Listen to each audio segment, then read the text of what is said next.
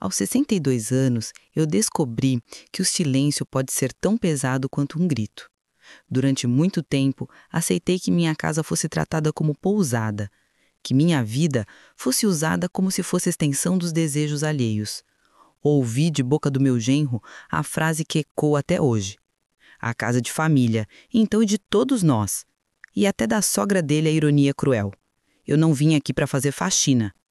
Foram palavras que cortaram mais fundo do que qualquer faca, porque me fizeram sentir invisível dentro do espaço que construí com tanto esforço. Quero te convidar a acompanhar essa história até o fim, porque ela não é apenas sobre desrespeito, mas sobre coragem e transformação. Se você já sentiu que sua voz não era ouvida, que seu carinho era confundido com obrigação, então vai se identificar com cada detalhe do que aconteceu comigo. Antes de continuar, já aproveito para pedir que se inscreva no canal, deixe o seu curtir e ajude esse vídeo a alcançar mais pessoas que também precisam encontrar força para virar a chave da própria vida.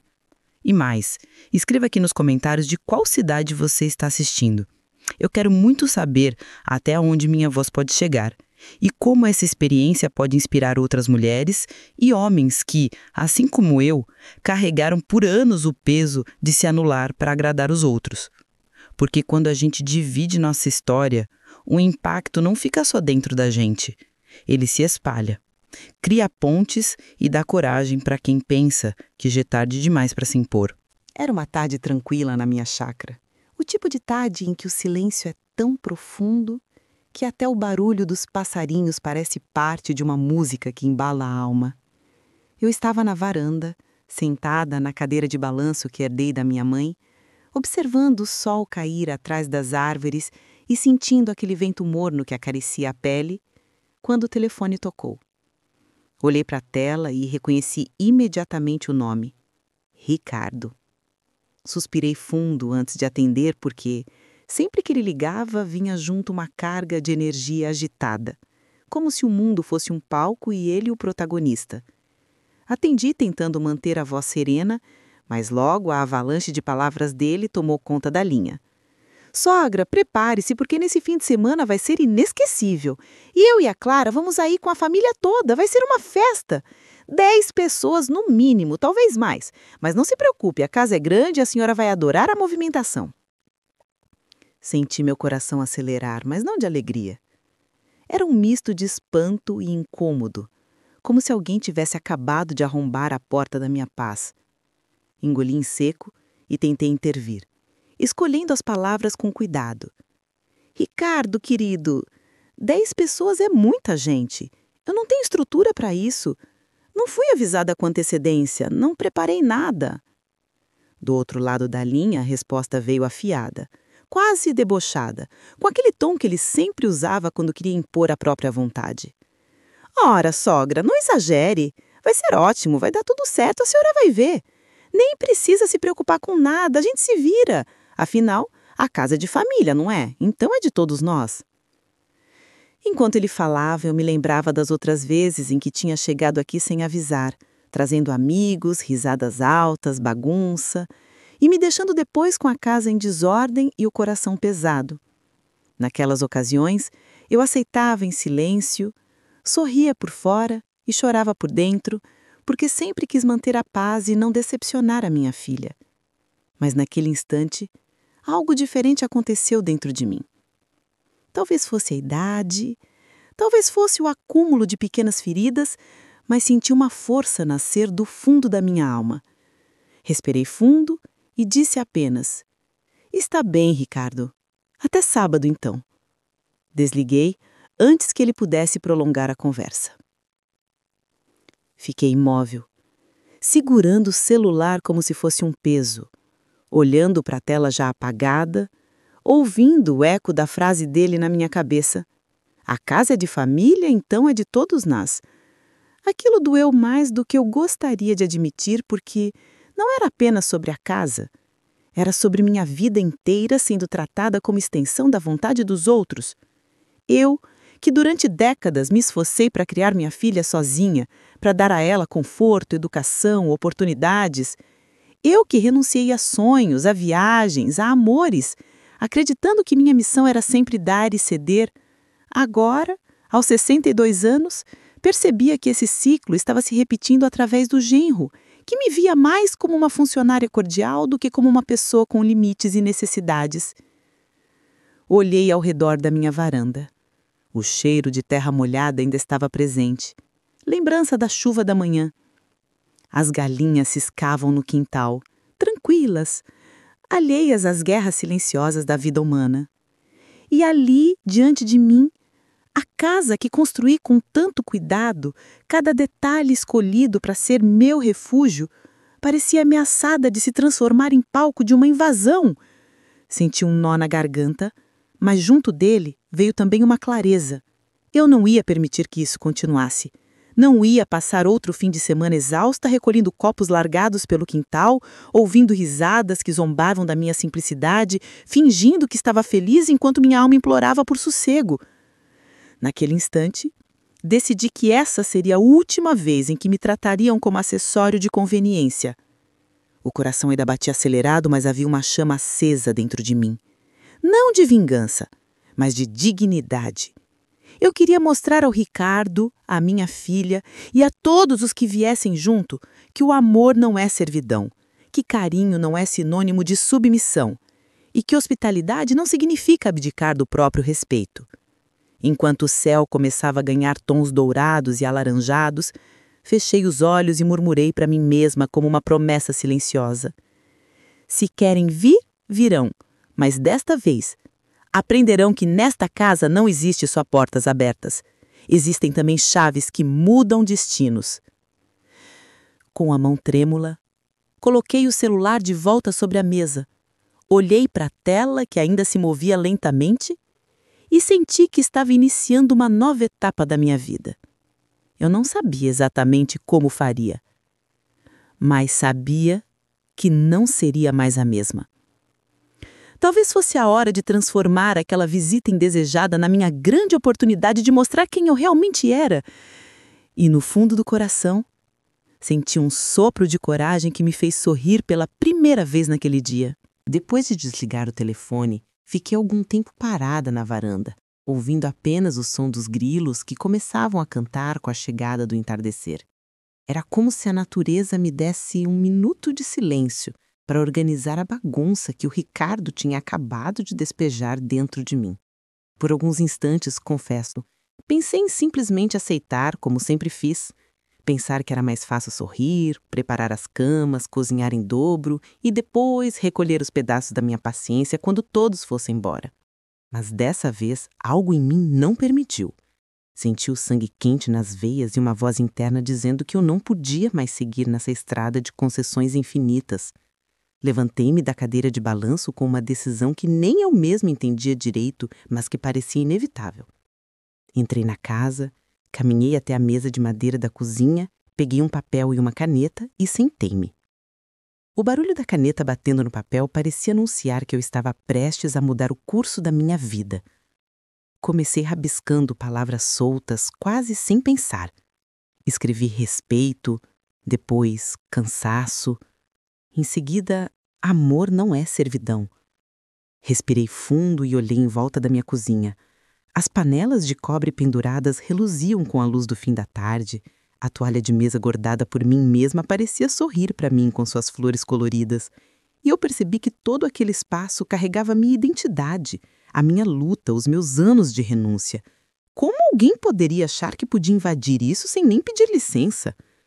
Lembrei-me de quando o Ricardo, na última visita, me disse com naturalidade que eu deveria contratar um chefe, porque a comida simples não agradava aos amigos dele. Eu sorri educada na hora, mas por dentro chorei. Agora, com a caneta na mão, revivi aquele incômodo e decidi que dessa vez a resposta não viria em silêncio. Enquanto eu escrevia, Clara entrou em meus pensamentos. Minha filha, minha menina. Hoje uma mulher feita, advogada competente, mãe dedicada.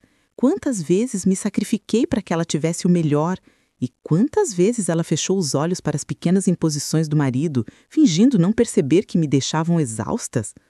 Lembrei do dia em que ela trouxe Ricardo para me apresentar, com aquele olhar apaixonado e ingênuo, e eu, para não decepcioná-la, engoli minhas primeiras impressões.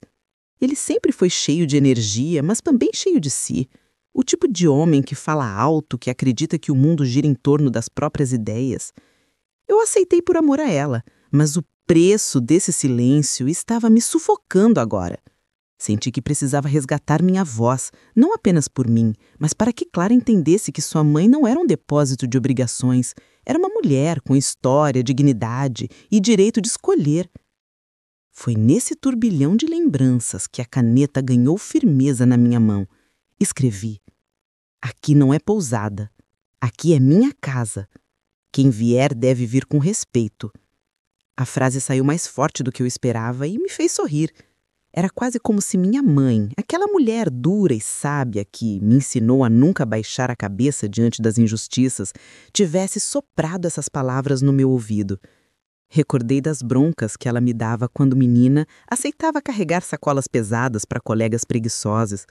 Dalva, não é feio ajudar, mas é feio ser explorada, ela dizia. Na época eu não entendia completamente, mas agora aquelas palavras soavam como um hino dentro de mim. Levantei-me, caminhei até a janela e vi o céu tingido de vermelho, um espetáculo que sempre me emocionava. E fui ali, diante daquela pintura natural, que decidi que o sábado não seria mais um dia de submissão, mas sim o palco de uma mudança. Eu iria preparar um jantar, sim, mas um jantar diferente. Um jantar que não seria apenas sobre comida, mas sobre verdade. Cada prato posto na mesa carregaria um lembrete de que o amor precisa de reciprocidade. Senti uma mistura de medo e coragem, porque eu sabia que corria o risco de decepcionar Clara, de provocar raiva em Ricardo e talvez até de ser mal interpretada. Mas percebi também que, maior que o risco, era a dor de continuar calada. E pela primeira vez em muitos anos, preferi enfrentar a tempestade do que morrer em silêncio. Coloquei a caneta sobre a mesa, fechei os olhos e imaginei a cena. Todos checando com malas, rindo alto, esperando uma anfitriã submissa, e eu, em vez disso, recebendo-os com uma mesa posta de maneira inesperada, com cartões que diziam claramente que a casa não era palco de abusos, mas sim de respeito. Sorri sozinha e falei em voz baixa como se testasse a firmeza da minha decisão. Desta vez, Ricardo, você não vai ditar as regras. Desta vez, quem decide sou eu. Minha voz ecoou pela cozinha vazia e senti um arrepio na pele. Era como se eu tivesse acabado de recuperar um pedaço esquecido da minha própria força. A noite caiu e o silêncio da chácara voltou a me abraçar, mas dentro de mim não havia mais silêncio. Havia um barulho intenso de lembranças, dores e coragem, tudo se misturando num só desejo: virar a chave da minha vida. Peguei o papel novamente, dobrei com cuidado e coloquei dentro da gaveta mais alta do armário. Não era apenas um bilhete, era uma promessa a mim mesma. Fechei a gaveta devagar, respirei fundo e sorri com uma serenidade nova. Eu sabia que ainda viria um confronto, que haveria olhares tortos e talvez palavras duras, mas também sabia que não voltaria atrás. E naquela noite, antes de me deitar, olhei para o teto do meu quarto e sussurrei uma oração silenciosa. Senhor, que amanhã eu tenha coragem de ser quem sou e não apenas quem esperam que eu seja. Na manhã seguinte, acordei com o cantar insistente do galo e o cheiro de café fresco vindo da cozinha. Um ritual que sempre me dava a sensação de pertencimento, de que a vida podia ser simples e ainda assim plena. Sentei-me à beira da cama e fiquei olhando pela janela, vendo o sol dourar lentamente o pomar, e pensei que aquele seria um dia decisivo. Não era apenas sobre hospedar 10 pessoas sem convite, era sobre resgatar minha própria voz, minha própria autoridade sobre a casa que construí com tanto esforço. Enquanto caminhava descalça pelo piso frio até a cozinha, já sabia que precisava transformar minha indignação em algo palpável, algo que marcasse cada detalhe daquela visita. Preparei meu café em silêncio e, com a primeira xícara quente nas mãos, deixei as ideias começarem a ganhar forma. Foi então que me veio a visão da mesa de jantar, comprida, de madeira maciça, que tantas vezes reuniu minha família em momentos de alegria, e percebi que ali seria o palco do meu plano. Com o coração acelerado, fui até o armário e retirei a toalha branca de renda que guardava para ocasiões especiais, o tipo de tecido que exige cuidado, que leva horas de lavagem e dias para secar, e que eu nunca usava porque sempre deixava para um dia importante. Estendia sobre a mesa com calma, sentindo o peso simbólico daquele gesto. Fui até o armário de louças e escolhi os pratos de porcelana que havia herdado da minha avó, cada um com flores azuis pintadas à mão, peças que normalmente ficavam guardadas para não quebrar, mas que agora serviriam de moldura para a lição que eu pretendia dar. Coloquei 12 pratos, um ao lado do outro, com talheres alinhados e taças de vidro reluzindo sobre a luz da manhã.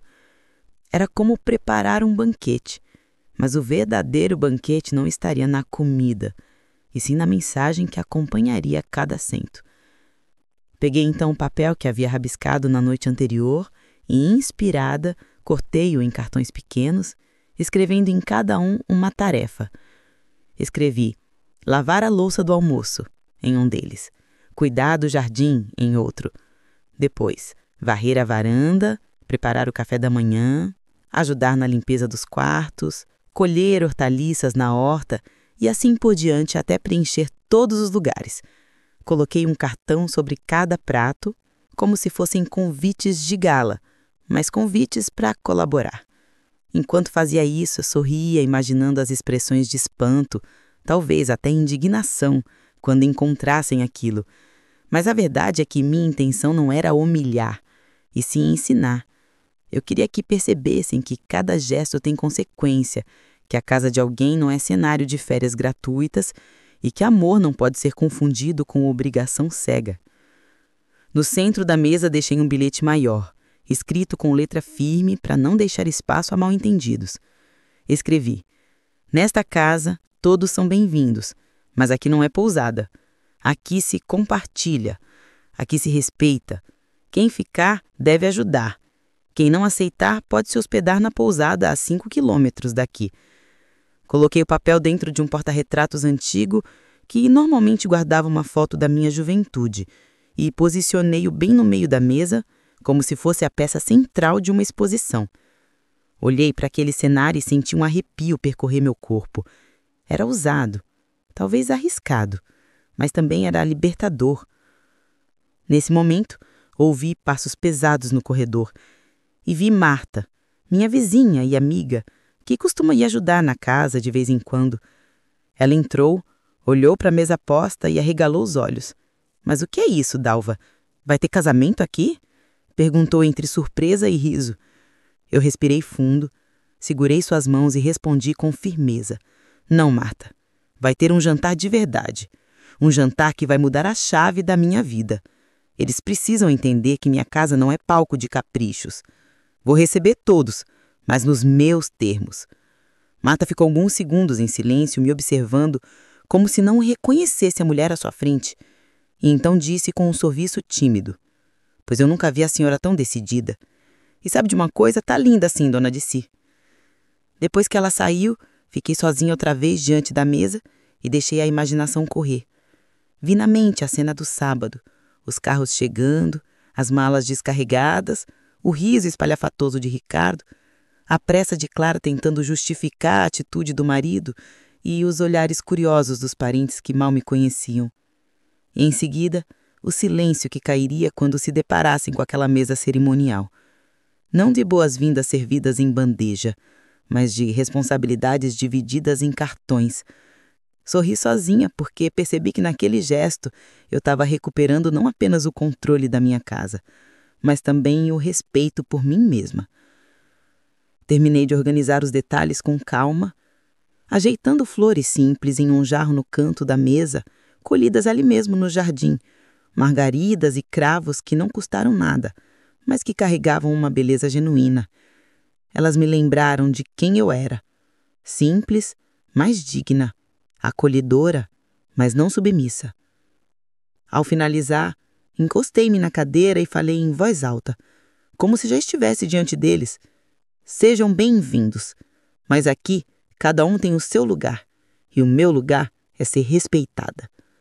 A força daquelas palavras reverberou dentro de mim como se fossem um escudo. Pela primeira vez em muito tempo, não senti medo do confronto. Senti apenas a certeza de que a chave já tinha girado e a fechadura do meu coração não permitiria mais que entrassem sem permissão. O sábado amanheceu luminoso, com o céu limpo e um vento fresco que atravessava a varanda e balançava as cortinas como se a natureza quisesse me dar coragem. Passei a manhã em silêncio, organizando os últimos detalhes, cuidando da horta e olhando para a mesa já preparada na sala de jantar. Cada cartão repousava sobre o prato como uma pequena centelha de verdade prestes a explodir. Eu caminhava de um lado para o outro, tentando acalmar o coração, e a cada passo me lembrava de que estava fazendo aquilo não por raiva, mas por amor próprio. No entanto, confesso que minhas mãos tremiam ao imaginar o momento da chegada. Por volta do meio-dia, ouvi o ronco dos motores e o som agudo de buzinas ecoando pela estrada de terra que levava até o portão da chácara. Meu estômago se revirou, como se pressentisse a invasão. Corri até a janela e vi 3 carros entrando, um atrás do outro, levantando poeira e trazendo consigo uma algazarra que contrastava com a paz que reinava até então. As portas se abriram e de dentro saltaram pessoas rindo alto, carregando malas enormes, caixas de bebida e até equipamentos de som. Ouvi a voz de Ricardo sobressair-se acima de todas, com aquele tom teatral que ele tanto gostava de usar. Sogra, olha nós aqui! Chegamos para transformar esse lugar no melhor fim de semana da sua vida! Senti um frio na espinha, mas permaneci firme, segurando o batente da porta com força, como se aquela madeira pudesse transmitir a solidez que eu precisava. Eles caminhavam em direção à entrada rindo, filmando com os celulares, como se estivessem prestes a iniciar um reality show. Quando abriram a porta e entraram, o riso cessou de repente. A sala de jantar se revelou diante deles, com a mesa longa, coberta pela toalha de renda, as porcelanas reluzentes e, sobre cada prato, um cartão cuidadosamente escrito à mão. No centro, o bilhete dentro do porta-retratos.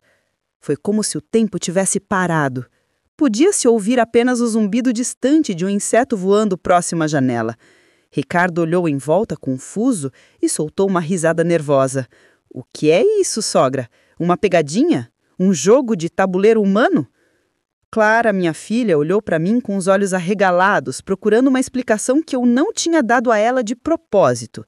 Eu apenas mantive o semblante firme, olhando para todos, sem desviar os olhos. Um dos cunhados de Ricardo, um rapaz alto e debochado, pegou um cartão e leu em voz alta. Lavar a louça do almoço. Depois riu e disse, essa foi boa. Quem escreveu isso tem senso de humor.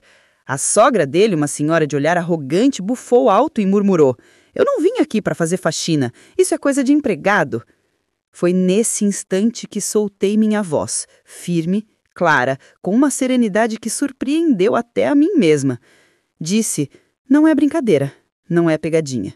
Esses cartões representam o respeito que esta casa exige. Quem quiser ficar é bem-vindo, mas aqui todos dividem responsabilidades. Quem não aceitar, pode procurar a pousada que fica a 5 quilômetros daqui. O silêncio caiu novamente, pesado como uma pedra. Ricardo tentou aliviar a tensão com um sorriso amarelo, dizendo, sogra, a senhora é sempre tão criativa, mas vamos combinar. Ninguém veio aqui para trabalhar. Todo mundo quer descansar, relaxar, aproveitar. Eu então o encarei e respondi com firmeza. E eu quero ser respeitada, Ricardo. Quero que minha casa seja um lugar de encontro, não de exploração. Esta é minha forma de dizer que não aceito mais ser tratada como funcionária de luxo. Se vocês vieram para compartilhar, serão bem-vindos. Se vieram apenas para usufruir, a porta está aberta. Clara deu um passo à frente, visivelmente desconcertada. Noem, o que é isso? Nunca vi você agir assim. Parece tão dura. Eu respirei fundo e, olhando diretamente nos olhos dela, disse, filha, ser firme não é ser dura. Passei anos cedendo para não te decepcionar, mas percebi que estava decepcionando a mim mesma. Eu te amo, mas amor não significa se anular. Ela ficou em silêncio, mordendo o lábio, e vi nos olhos dela um misto de surpresa e admiração contida. Os outros convidados trocaram olhares, incertos. Alguns cochichavam, outros balançavam a cabeça, claramente incomodados. Um dos amigos de Ricardo tentou brincar. Ah, gente, relaxa, vamos entrar na onda dela, quem sabe até é divertido. Mas o clima estava longe de ser descontraído. Era o peso da verdade pairando sobre todos, revelando que ali não haveria mais espaço para abusos disfarçados de visitas familiares. Enquanto observava cada expressão, senti meu coração bater mais forte. Mas não era de medo. Era a sensação inédita de estar no controle da minha própria história. Eu havia transformado a mesa do jantar em palco de respeito, e a cena já estava acontecendo diante dos meus olhos. O ar dentro da sala parecia mais denso do que nunca, como se cada respiração fosse pesada demais para sair do peito. A mesa continuava posta, os cartões espalhados diante deles, e cada olhar lançado em minha direção parecia misturar surpresa, indignação e até mesmo uma pontinha de medo. Ricardo foi o primeiro a quebrar o silêncio, mas a voz dele já não tinha mais aquela segurança debochada de minutos atrás. Ele se aproximou um passo, ergueu as mãos em gesto de rendição e disse: "Sogra, não precisa exagerar. A gente só queria um fim de semana tranquilo, nada disso era necessário." Foi nesse momento que senti a coragem crescer ainda mais em mim, como se todas as palavras engasgadas de anos tivessem finalmente encontrado o caminho para sair.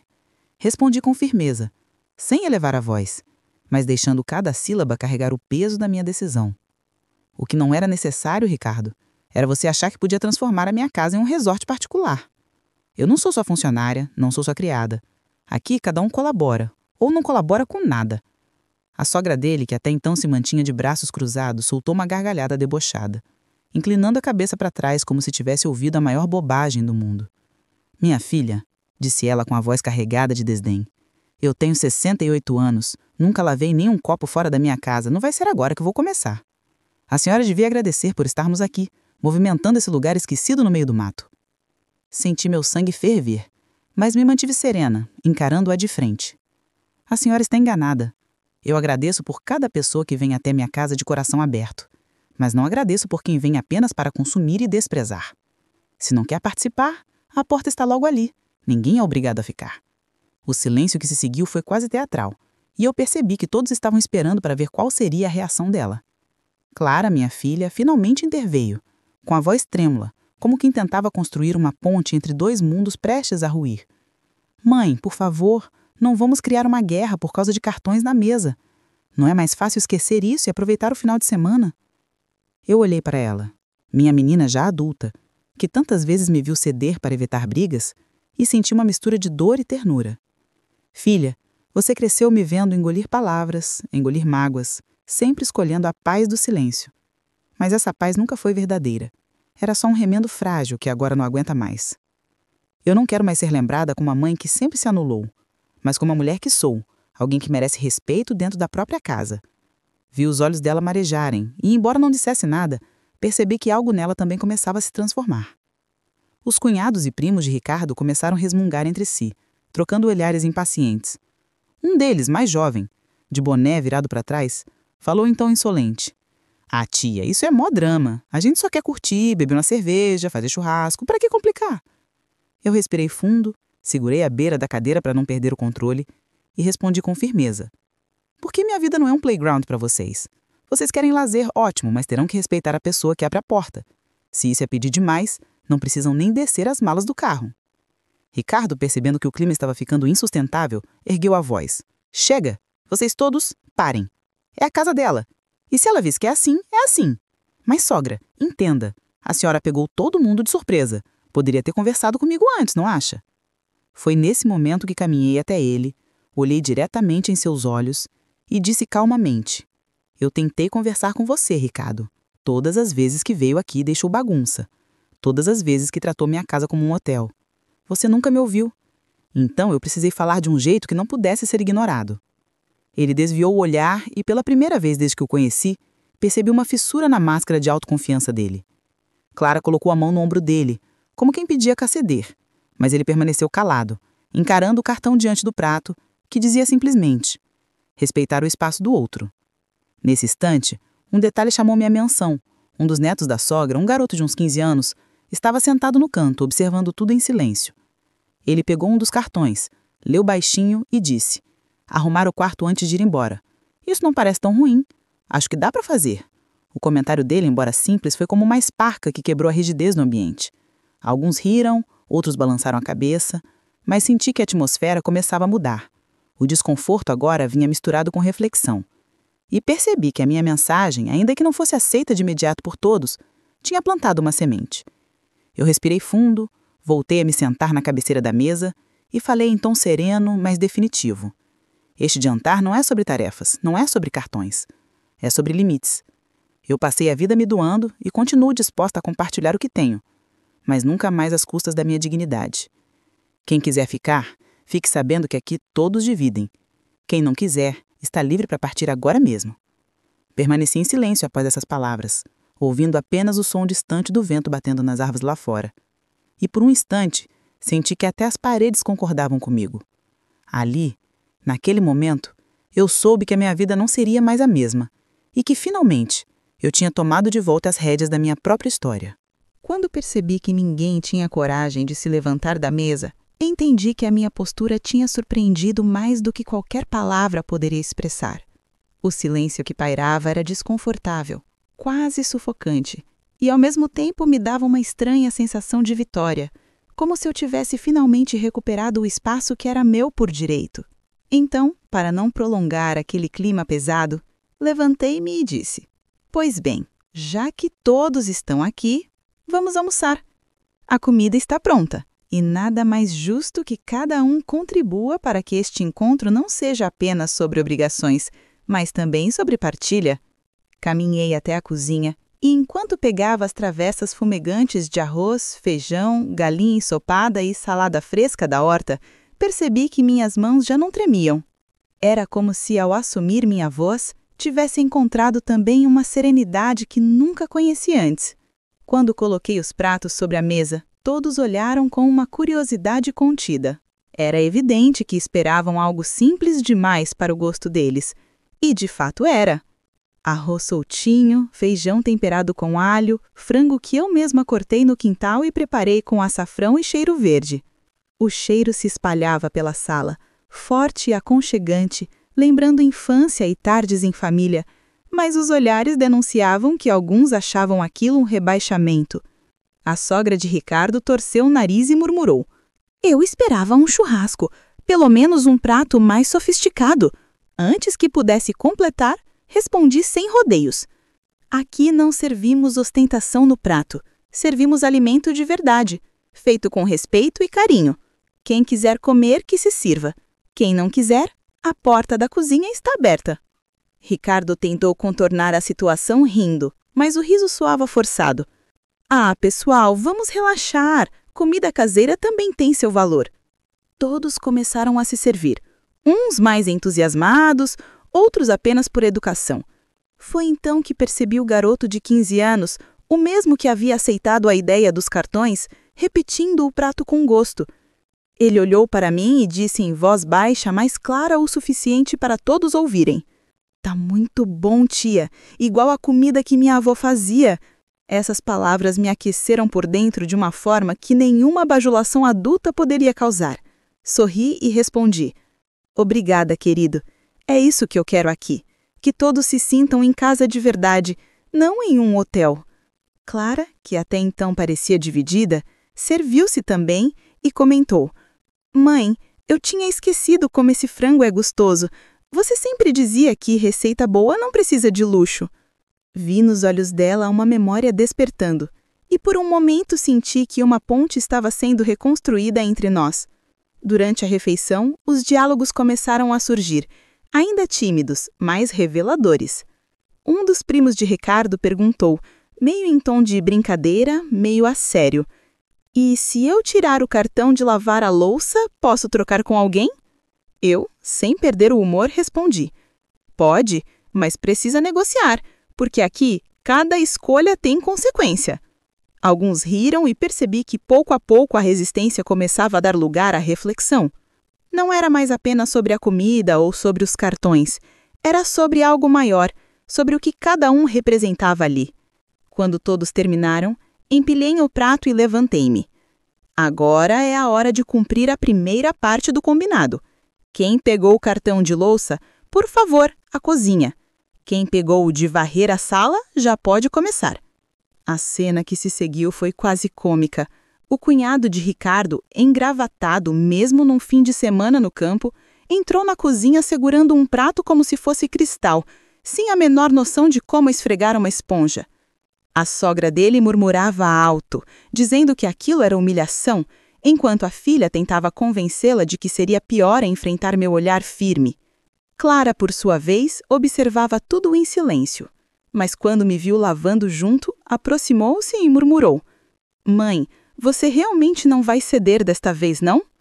Eu enxuguei as mãos no pano de prato, olhei para ela com ternura e firmeza ao mesmo tempo e disse: "Não, filha, não desta vez, porque se eu ceder hoje, amanhã estarei invisível de novo." As horas seguintes foram um desfile de expressões contrariadas, mas também de pequenas descobertas. Alguns perceberam que varrer não era tão difícil, outros se surpreenderam com o peso de carregar baldes de água, e até risadas começaram a surgir quando um dos sobrinhos deixou cair um prato de alumínio no chão, fazendo um barulhão. Eu observava em silêncio, mas por dentro estava tomada de uma emoção complexa, uma mistura de vingança suave e libertação.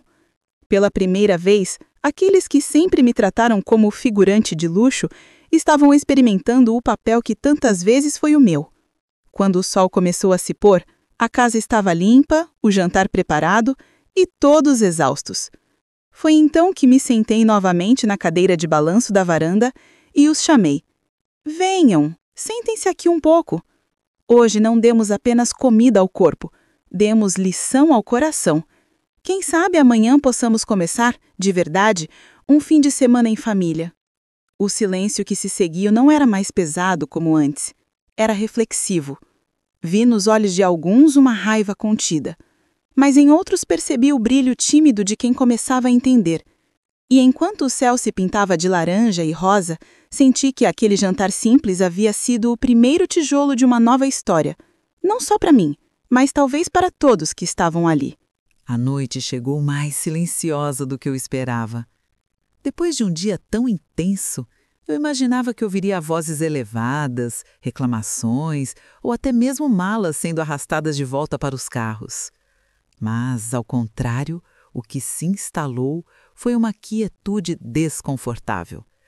Quase como se cada um estivesse processando tudo o que havia acontecido.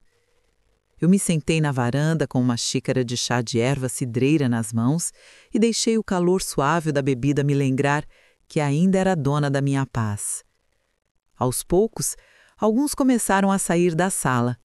O cunhado de Ricardo passou resmungando, dizendo para a esposa em voz alta o suficiente para eu ouvir: "Nunca mais eu piso nessa casa, isso é um absurdo." A esposa tentou silenciá-lo, mas percebi que ela mesma concordava em parte, pelo jeito como me lançou um olhar atravessado.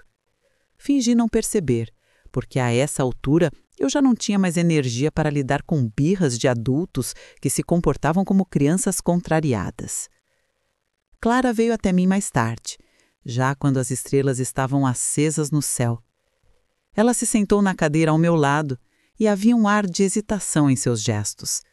Ficou alguns minutos em silêncio, apenas olhando para as luzes fracas que vinham da estrada de terra. Por fim, respirou fundo e disse: "Mãe, eu nunca vi você desse jeito. Sempre foi você quem cedia, quem ajeitava as coisas, quem passava por cima das próprias vontades para agradar. E hoje parecia outra pessoa." Eu sorri de leve, sem desviar os olhos do céu estrelado, e respondi: "Talvez não seja outra pessoa, filha. Talvez seja apenas a mulher que eu sempre fui, mas que ficou escondida atrás da mãe, da provedora, da cuidadora. Hoje resolvi aparecer." Ela suspirou e segurou minha mão, apertando com carinho. "Eu sei que Ricardo passou do limite, mãe. E sei também que eu devia ter te defendido antes. Eu só não queria conflito." Foi quando a olhei firme e disse: Às vezes, evitar conflito é justamente alimentar a injustiça. Você não precisa me defender, Clara. Só precisa aprender a respeitar os meus limites. Se fizer isso, já é mais do que suficiente. Vi seus olhos marejarem, mas dessa vez não havia revolta, apenas compreensão. Enquanto conversávamos, percebi movimentação dentro da casa. A sogra de Ricardo falava alto, claramente contrariada, e em determinado momento saiu à varanda com passos firmes. Ela ergueu a cabeça e disse num tom acusatório: "Quero deixar registrado que isso que a senhora fez foi humilhação. Minha filha não precisava passar por esse papel ridículo, nem eu. Vou embora amanhã cedo." Eu mantive a calma e apenas respondi: "A senhora está livre para ir quando quiser, Vitória. Ninguém a obrigou a ficar. Mas se quiser permanecer, saiba que aqui as regras são iguais para todos." Ela regalou os olhos como se não acreditasse na minha ousadia e resmungou algo inaudível antes de voltar para dentro.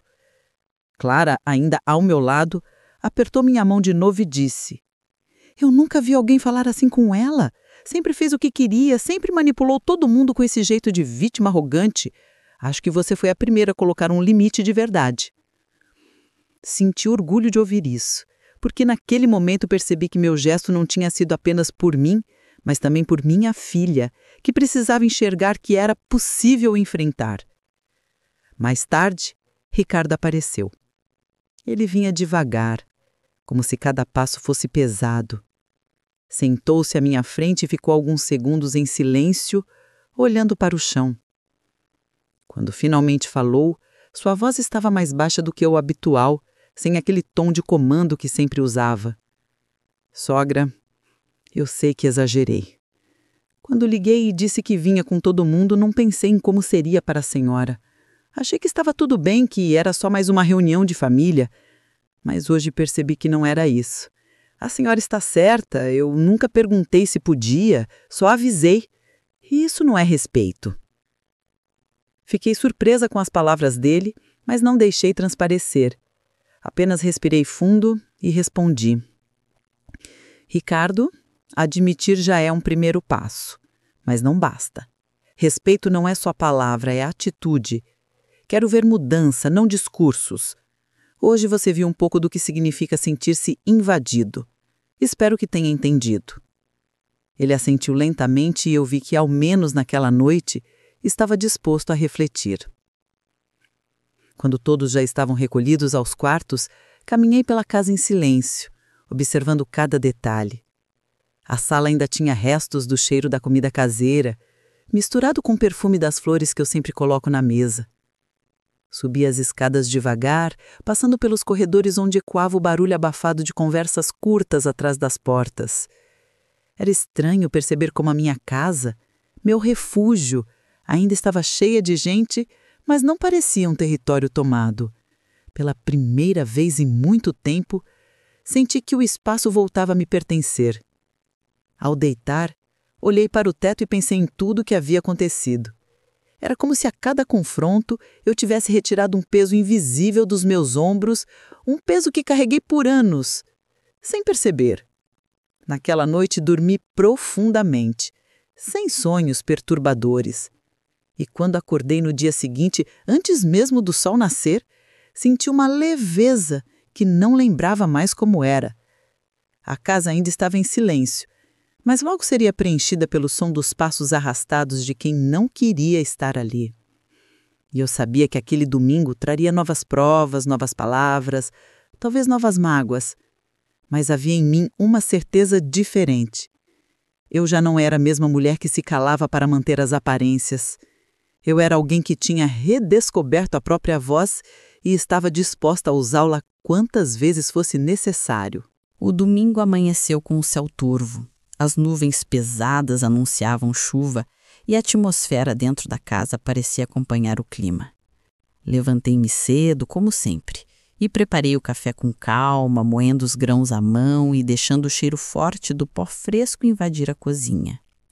Enquanto a chaleira chiava no fogão a lenha, pensei em como aquele dia seria decisivo, porque a tensão da véspera não tinha se dissolvido.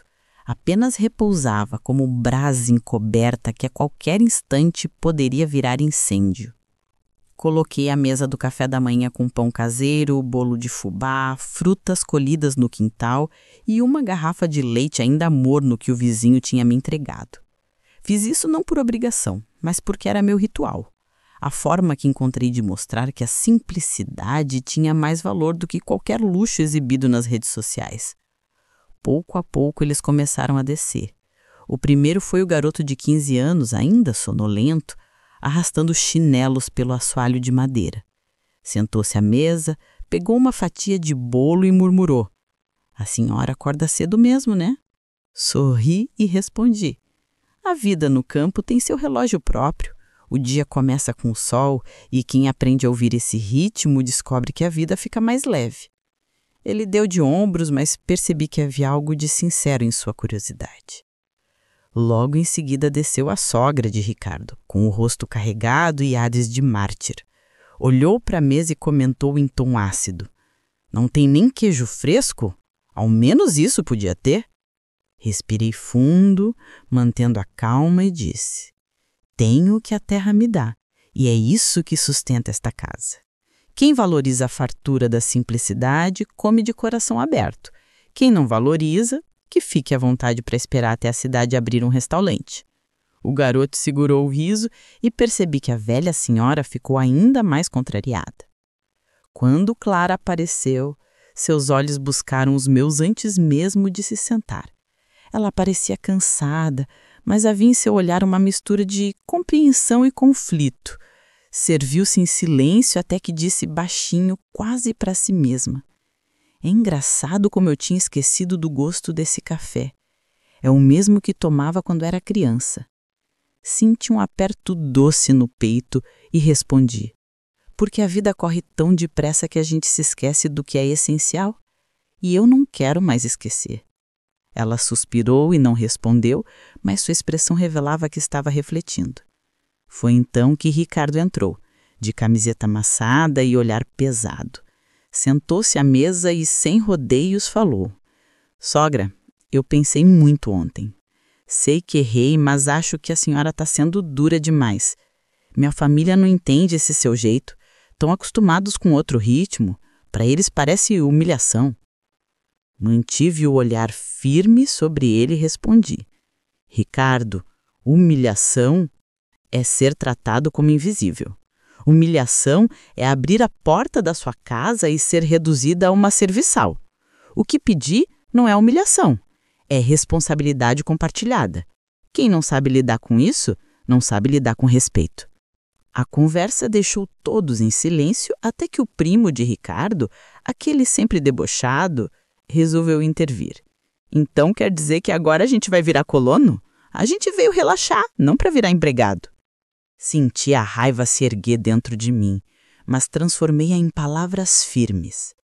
"É engraçado como vocês chamam de emprego menor aquilo que põe comida na mesa de cada um. Eu mesma, com estas mãos, trabalhei 40 anos no setor têxtil, construí minha vida de sol a sol e nunca me senti menos por isso. Sabe o que é ser pequeno? É achar que dignidade está em pagar para que outros façam tudo por você. Grande é quem não tem vergonha de dividir tarefas, de se sujar de farinha ou de varrer o próprio chão." Dessa vez não houve resposta imediata, apenas olhares desconcertados e o silêncio incômodo de quem foi atingido no ponto fraco. Após o café, anunciei que faríamos uma caminhada até o mirante no alto da colina. Alguns murmuraram, outros disseram que não estavam vestidos para isso, mas mantive a decisão. É preciso conhecer o lugar antes de dizer que não serve. Venham comigo e talvez entendam por que escolhi viver aqui. O caminho era ladeado por árvores e o vento soprava forte, trazendo o cheiro de terra molhada. Enquanto subíamos, percebi que muitos estavam incomodados com o esforço físico. A sogra bufava alto, Clara se mantinha calada e Ricardo caminhava ao meu lado, visivelmente dividido entre a lealdade à esposa e o respeito que começava a nascer por mim. Quando chegamos ao topo, a vista se abriu em um mar de colinas verdes e um céu carregado que começava a deixar passar raios de sol tímidos. Abri os braços e disse: é por isso que eu escolhi este lugar. Aqui eu respiro, aqui eu sou eu mesma. Quem não entende isso nunca vai entender minhas escolhas. Foi nesse instante que Clara se aproximou, com lágrimas nos olhos. Ela segurou minha mão e disse: mãe, eu acho que eu estou começando a entender. Eu estava tão presa à vida corrida da cidade, ao medo de desagradar, que esqueci de ouvir você. Esqueci de ver quem você realmente era. Meu coração quase explodiu e apertei a mão dela com força. Nunca é tarde para enxergar, filha. O que importa é que agora você está aqui e eu também estou. Se aprendermos juntas, já valeu a pena. Ricardo olhava a cena em silêncio, visivelmente abalado, mas não disse nada. Quando descemos de volta para casa, senti que algo tinha mudado no ar.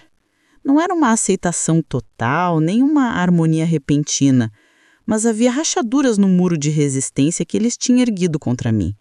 Eu sabia que a batalha ainda não tinha acabado, mas pela primeira vez enxerguei esperança.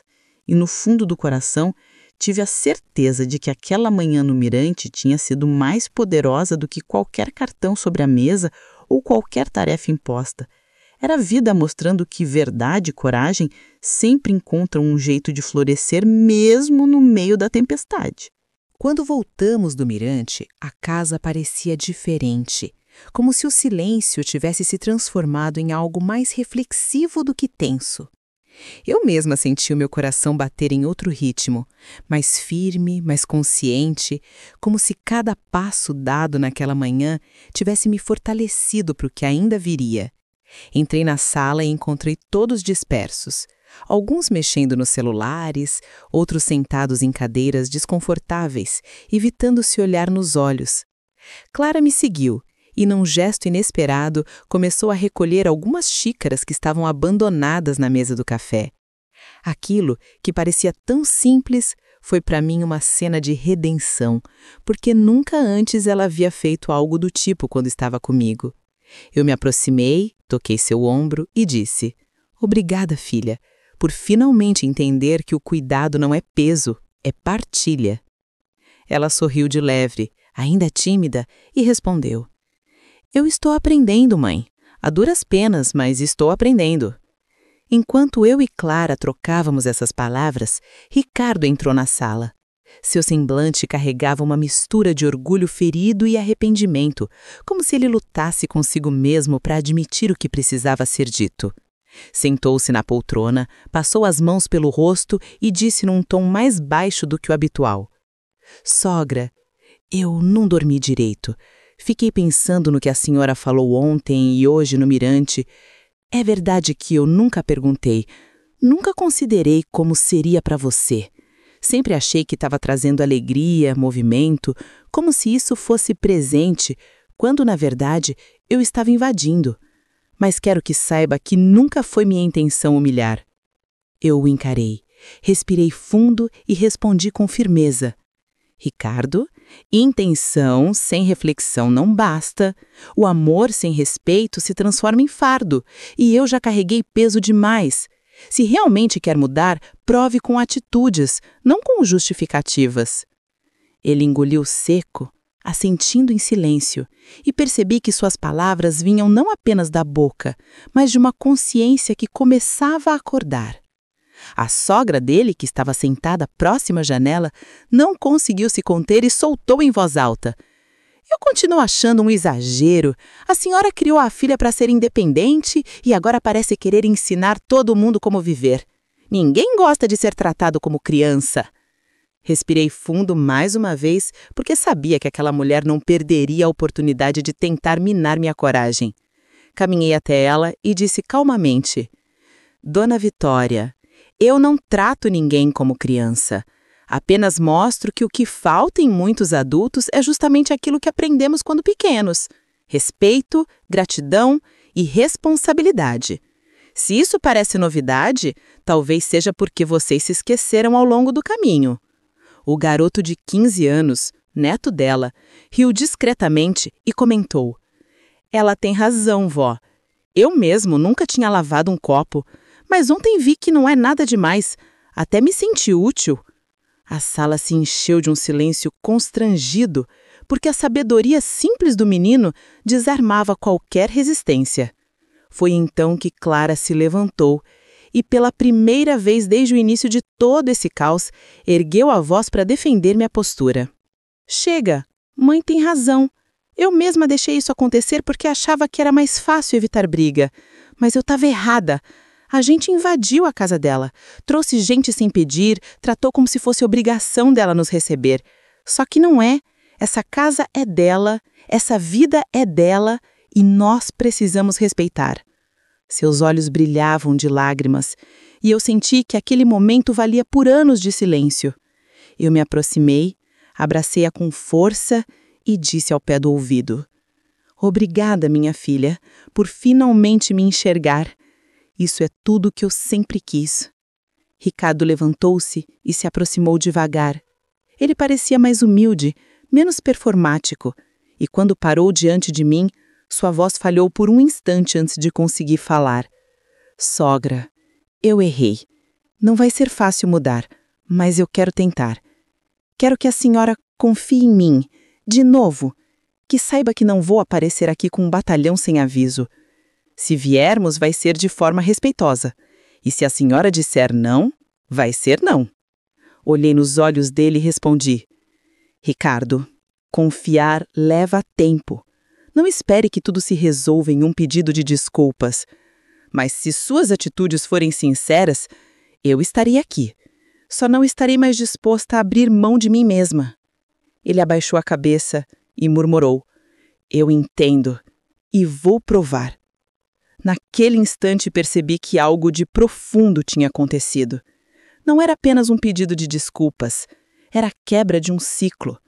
Pela primeira vez, senti que minha filha e meu genro realmente estavam me ouvindo, não apenas escutando as palavras, mas entendendo a essência. O peso que carreguei por anos começava a se dissipar, e em seu lugar nascia uma leveza nova. A leveza de quem descobre que nunca é tarde para se impor. O domingo terminou de um jeito inesperado, com a casa tomada por um silêncio respeitoso, quase solene, como se todos estivessem digerindo mais do que a comida simples que preparei. Depois da conversa que tivemos na sala, cada um se recolheu ao próprio espaço, sem risadas altas, sem caixas de som, sem a bagunça habitual. Pela primeira vez em muitos anos, minha casa parecia respirar comigo. Sentei-me na varanda quando o sol começou a se esconder atrás das árvores, a luz alaranjada iluminando o quintal e tingindo as folhas de um dourado quente, e senti que aquele cenário refletia exatamente o que acontecia dentro de mim. Um fim de tarde que não era de cansaço, mas de renascimento. Eu me recordei de tantas noites em que chorei sozinha, engolindo a mágoa por medo de me impor, e entendi que todo aquele peso tinha me preparado para esse instante. Na manhã seguinte, acordei antes de todos, como sempre faço. Caminhei pela cozinha e senti um arrepio quando vi que a mesa não estava tomada por louça espalhada, como costumava acontecer. Alguém havia recolhido os pratos, limpado a superfície e até colocado as cadeiras alinhadas. Fiquei parada alguns segundos olhando aquela cena simples, mas que para mim era uma prova de transformação. Quando Clara desceu, ainda de camisola, ela percebeu meu olhar e sorriu envergonhada. Fui eu, mãe. Ontem à noite não consegui dormir pensando em tudo. Achei que podia começar mostrando com gestos o que aprendi. Senti meus olhos marejarem e respondi: Não imagina o quanto isso significa para mim, filha. Mais do que qualquer palavra, esse gesto mostra que você me respeita. Ela me abraçou forte e naquele abraço percebi que uma ferida antiga começava a cicatrizar. Pouco depois, Ricardo desceu com o garoto, que trazia nas mãos um balde d'água. Sogra, disse ele com a voz séria, o moleque quis ajudar a molhar as plantas e eu achei que não custava nada levantar mais cedo. Olhei para os dois e vi a cena como um pequeno milagre. Aquele homem que antes entrava gritando, exigindo, agora aparecia humilde, segurando o balde junto com o sobrinho. É assim que se começa, Ricardo, respondi. Não é sobre grandes gestos, é sobre constância. Respeito se constrói no dia a dia. Ele assentiu e, talvez pela primeira vez, não tentou se justificar. Apenas continuou ajudando o menino. Era como se a arrogância tivesse dado lugar a uma quietude nova, e eu me permitia acreditar que talvez, de fato, houvesse mudança possível. Quando a família começou a arrumar as malas, o clima não era de festa, mas também não era de hostilidade. Alguns ainda arremongavam em voz baixa, como a sogra de Ricardo, que insistiu em dizer que nunca mais voltaria a um lugar onde se confundia a família com o trabalho. Eu apenas sorri e disse calmamente: "A senhora está certa, dona Vitória. Talvez aqui não seja mesmo o seu lugar. Esta casa é para quem entende que amor é troca." Ela não respondeu, apenas virou o rosto e eu senti que não precisava mais lutar para convencê-la. Minha energia não era para transformar todos, mas para cuidar do meu espaço e de quem estivesse disposto a respeitá-lo. Antes de partirem, Ricardo veio até mim, sem ninguém por perto. Ele parecia diferente, como se tivesse deixado um peso para trás. "Sogra", disse em voz baixa, "quero pedir uma última coisa. Me dê tempo. Eu sei que minhas atitudes não mudam de um dia para o outro, mas eu quero aprender. Não quero que a senhora me veja mais como um invasor, mas como alguém que pode ser família de verdade." Coloquei a mão no ombro dele e respondi: "Tempo, eu dou, Ricardo. O que eu não dou mais é espaço para desrespeito. Se você souber a diferença, então poderá voltar aqui quantas vezes quiser." Ele abaixou a cabeça e agradeceu, e pela primeira vez em tantos anos, eu senti que minhas palavras tinham entrado no coração dele. Quando finalmente fecharam o portão e os carros desapareceram levantando poeira pela estrada, fiquei sozinha na varanda e deixei o silêncio se instalar por completo. Mas dessa vez, o silêncio não era solidão, era liberdade. Olhei para a mesa da sala ainda arrumada e pensei em tudo o que tinha acontecido. Os cartões sobre os pratos, as discussões acaloradas, as lágrimas de Clara, a confissão de Ricardo. Tudo parecia tão intenso, mas ao mesmo tempo tão necessário. Eu sabia que aquela visita tinha sido um divisor de águas. Pela primeira vez, minha casa não tinha sido apenas cenário de desgaste, mas palco de transformação. Sentei-me na velha cadeira de balanço, fechei os olhos e deixei o vento tocar o meu rosto. Murmurei para mim mesma: a chave virou. Não apenas para eles, mas para mim. E entendi que nunca mais eu permitiria que apagassem minha voz. Aos 62 anos, finalmente compreendi que impor limites não afasta o amor, apenas o purifica. Minha filha aprendeu comigo, meu genro aprendeu comigo, e até aquele garoto, que talvez nunca se lembrasse das minhas palavras, guardaria para sempre a sensação de que partilhar não diminui ninguém. E foi ali, no silêncio da minha chácara, que percebi que tinha conquistado a maior vitória da minha vida: o direito de ser respeitada, o direito de existir em minha própria casa, sem medo de ser esquecida ou usada.